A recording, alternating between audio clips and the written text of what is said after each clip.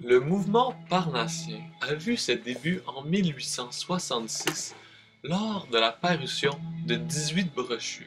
Le Parnasse contemporain, œuvre d'une quarantaine de poètes de l'époque, par l'éditeur Alphonse Lemaire.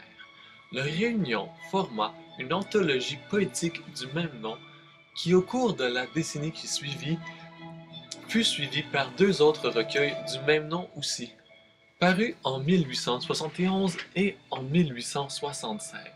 Beaucoup de poètes de l'époque ont été publiés dans ces deux recueils. D'autres ont accompagné le mouvement durant un certain temps, même si par la suite ceux-ci s'en sont détachés. Parmi eux, on peut noter Rimbaud, Verlaine, Mallarmé ou encore Baudelaire. La dernière édition de 1876 marqua la fin du mouvement à proprement parler. Toutefois, l'esprit parnassien persista dans la mesure où certains poètes ont continué à suivre les préceptes du mouvement. Bien que le Parnasse ait vu ses débuts en 1866, certains auteurs, dans les 30 années qui précédèrent, adoptèrent des traits et des caractéristiques de l'écriture parnassienne.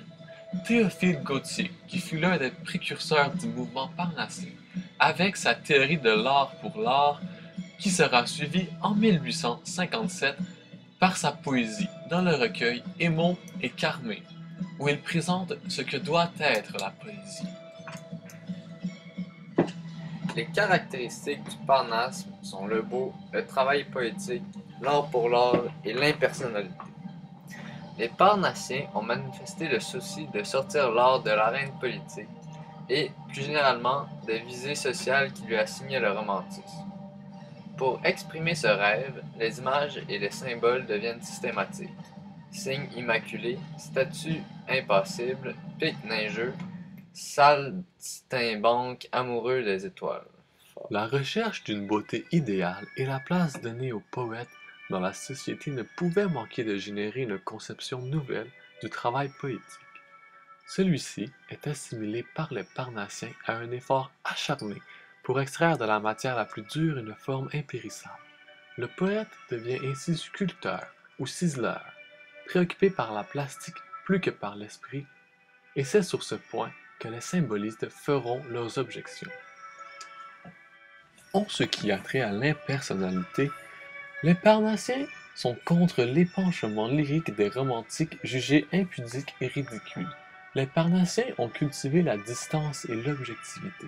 Le thème personnel et ses variations trop répétées ont épuisé l'attention.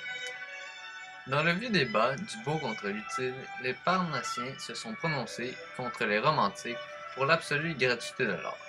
C'est refuser l'engagement du poète dans les luttes sociales de son temps et rêver d'une utilité plus haute qui ne doive rien aux besoins immédiats. Au plus profond de l'agitation politique des années 1848-1851, Gautier exprima superbement cette indifférence, ce que l'on appelle l'art pour l'art. Un des poètes les plus importants du mouvement parnassien est Lecomte de Lisle. Il est né à Saint-Paul, sur l'île de la Réunion, en 1818, fils d'un chirurgien militaire breton. Il partit étudier le droit à Rennes en 1837, mais abandonna très vite cette voie, en n'ayant aucun intérêt pour le droit. Il commença à composer des poèmes après cela, s'inspirant de la mythologie grecque et de ses symboles pour ses idées révolutionnaires. Il rédigea également les articles politiques et essaya de s'engager dans la Révolution de février 1848. Il réalisa très vite que le rôle d'un poète n'était pas dans l'action politique. Il publia son premier recueil, Poèmes antiques, en 1852, dans lequel il reprit les thèmes mythologiques grecs et orientaux. L'ouvrage attira peu l'attention. L'année 1855 vit la publication de Poèmes et poésies, tandis qu'en 1859, la Revue de Paris publia La Passion, une séquence poétique qui était censée former la légende du chemin de la croix d'un des amis du comte.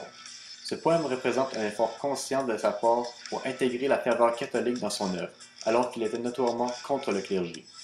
C'est avec son deuxième recueil, Les Poèmes barbares, publié en 1862, que le comte de Lisle présenta ses plus beaux poèmes. Les plus beaux poèmes de ce recueil se rapportent à ses visions solitaires de la vie.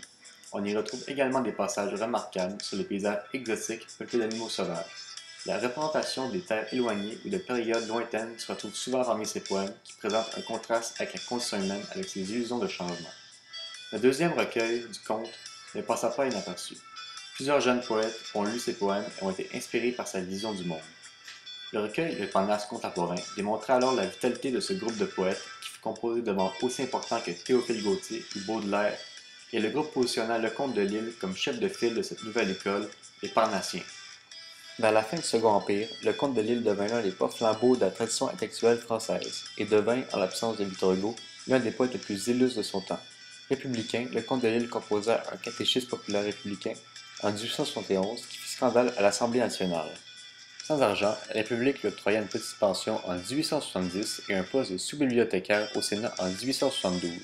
Il continua dans son art et, après avoir dans la décennie précédente publié des traductions en prose des plus grands poètes grecs et latins, il écrivit dans la décennie qui suivit 2 pièces dramatiques lyriques et un autre recueil de poèmes, les Poèmes tragiques, en 1884, qui est aussi bon que ses 2 prédécesseurs, Poèmes antiques et Poèmes barbares. Il sera élu à l'Académie française en 1887, au fauteuil de Victor Hugo. Lecomte de Lille est mort en juillet 1894. Le poème suivant est l'un des plus importants du comte de Lille. Il se nomme Fiat Nox. L'universel mort ressemble au flux marin, tranquille ou furieux, n'ayant hâte ni trêve, qui s'enfle, gronde, roule et va de grève en grève, et sur les hauts rochers passe soir et matin. Si la félicité de ce vin est moindre brève, et si le jour de l'angoisse est un siècle sans fin, quand notre pied trébuche à ce gouffre divin, l'angoisse et le bonheur sont le rêve d'un rêve. Ô cœur de l'homme, ô toi misérable martyr, que dévore l'amour et que ronge la haine, toi qui veux être libre et qui baise ta chaîne. Regarde! Le flot monte et vient pour t'engloutir. Ton enfer va s'éteindre et la noire marée va le verser l'oubli de son ombre sacrée. Après avoir lu le poème écrit par Lecomte, il nous est possible de voir qu'il appartient bel et bien au courant littéraire qu'est le Parnasse.